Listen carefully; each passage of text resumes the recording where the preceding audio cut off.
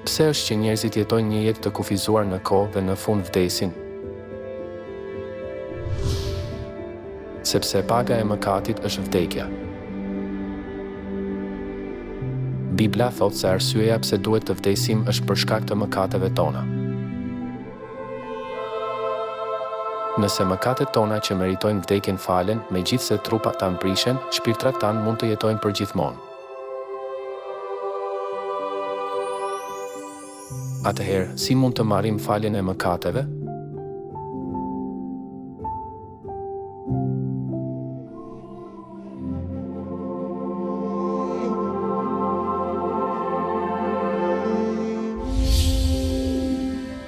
Gjoni erdhi në shkretëtir duke pagëzuar dhe duke predikuar një pagëzim pendese për faljen e mëkateve.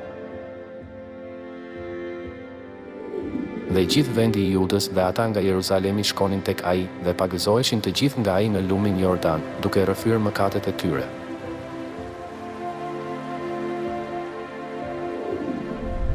Jezusi ju nënshtrua pagëzimit, rrugës drejt faljes së mëkateve, për të na dhënë shembull.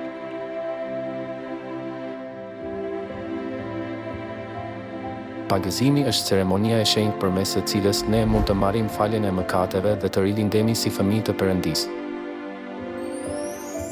Nëse po, kur duhet të pagëzohemi?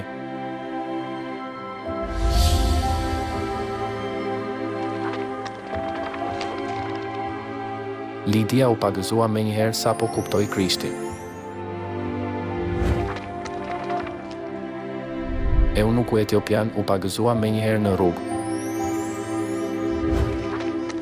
Rojtari i burgut u pagëzua menjëherë natën.